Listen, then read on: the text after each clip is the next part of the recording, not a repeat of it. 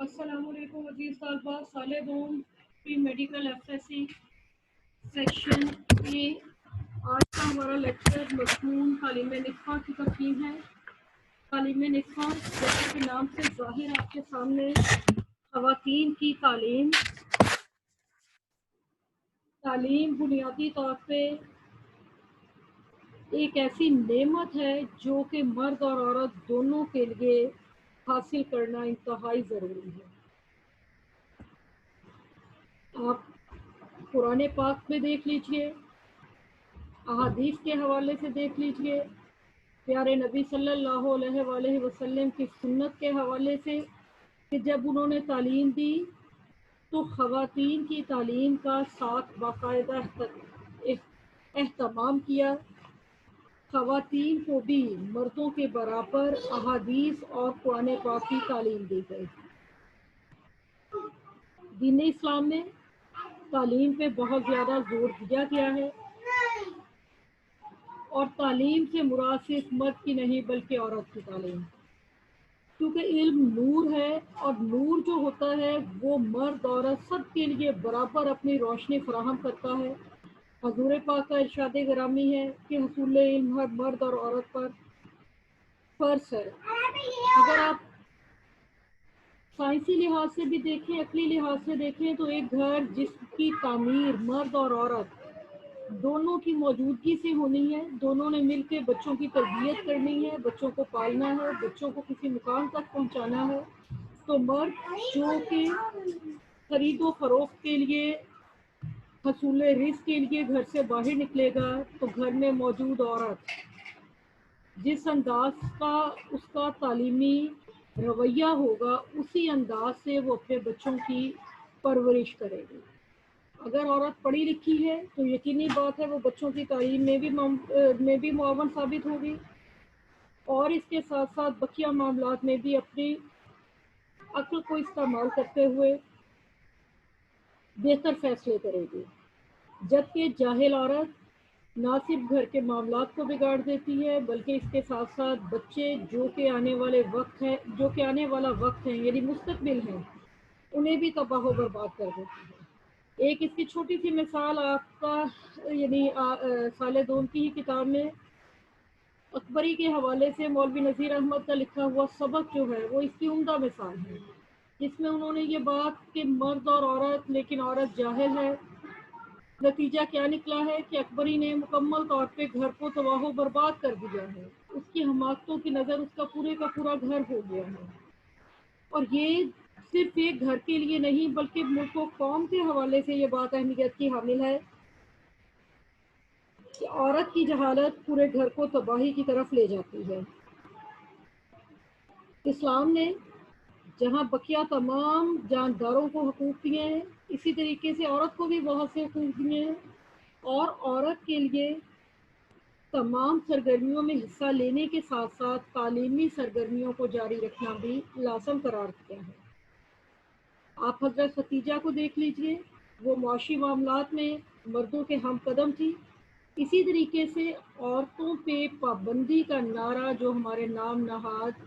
آزادی پسند افراد ہیں وہ لگاتے ہیں، دین اسلام کے حوالے سے وہ قطعاً غلط۔ اسلام ایک دائرے میں رہتے ہوئے عورت کی مکمل آزادی کا علمبردار ہے، اس میں عورت کی تعلیم پہلے نمبر پر اہمیت کی ہے۔ صرف اس کے بارے میں ایک چیز جو اقبال کے الفاظ میں ہے، جس علم کی تاثیر سے زن ہوتی ہے نازن،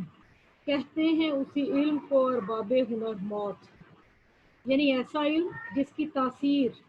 عورت کو عورت نہ رہنے دے، اسے اس کے آپے سے باہر کر دے، وہ علم خطرناک ہے۔ ورنہ تعلیم ہر لحاظ سے عورت کے لیے انتہائی اہمیت کی ہے، اور سب سے بڑی بات، عورت جب تعلیم حاصل کر لے گی تو اس کے بعد وہ اپنے گھر کے معاملات جو کہ اس کا بنیادی فریضہ ہے، گھر عورت کی سلطنت ہے جس میں رہتے ہوئے وہ ہر چیز کی سیاہ و سفید کی مالک ہے، اس کو وہ انتہائی اچھے طریقے سے اس کا انتظام کر سکے گی۔ اگر ہم یہ کہیں کہ تعلیم کا مطلب صرف ایک ہی ہے کہ تعلیم حاصل کر کے آپ نے دفتر میں نوکری کرنی ہے، تو یہ تعلیم کا قطعاً مطلب نہیں۔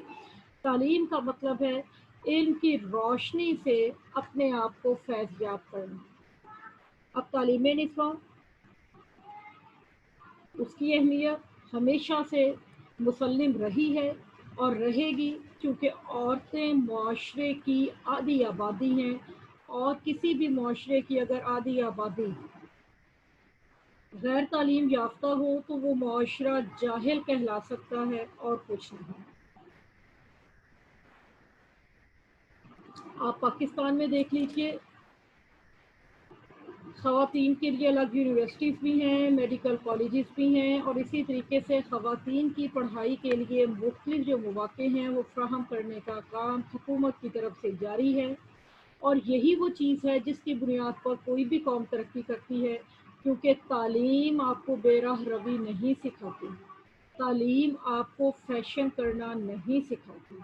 تعلیم آپ کو انسان بناتی ہے، تعلیم آپ کو ایک اچھی بیٹی، ایک اچھی ماں اور ایک اچھی عورت بننے کا درس دیتی ہے۔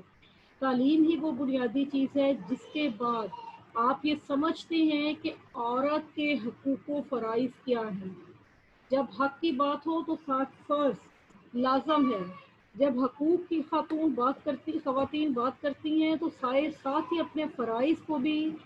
برظر غائر دیکھنا چاہیے۔ جب ان دونوں چیزوں میں توازن ہوگا تو تبھی ایک گھر گھر کہلائے گا، بطور سے دیگر وہ گھر نہیں جہنم بن جاتا ہے۔ اور بچوں کی اچھی تربیت کا دار و مدار بھی اچھی تعلیم یافتہ ماں کی بنیاد پہ ہوتا ہے۔ گھر میں ماں رہتے ہوئے بچوں کو دینی و دنیاوی دونوں قسم کی تعلیم دیتی ہے، اور نتیجے کے طور پہ بچے اعلیٰ منازل تک پہنچتے ہیں۔ کسی بھی گھر میں بچوں کی تعلیم و تربیت کا انحصار عورت کے انداز پر ہے۔ یہ مضمون اسے آپ مزید اس میں آپ لکھیں گے، مزید اس میں آپ بڑھاوا کر سکتے ہیں، اس کو آپ مکمل طور پہ یاد کریں گے، اور آپ مجھے ایک صفحے پہ مشتمل اس مضمون کی بنیادی باتیں شام تک لکھ کر واٹس ایپ کریں گے، یعنی پورا مضمون نہیں بلکہ مضمون کی بنیادی باتوں کو ایک صفحے میں کرتے ہوئے آپ مجھے یہ ایک صفحے پہ لکھتے ہوئے شام تک واٹس ایپ کر دیجیے گا۔ مزید اس حوالے سے آپ جو پوچھنا چاہیں پوچھ سکتے ہیں، اور حاضری کے لیے اٹینٹو ہو جائیے گا۔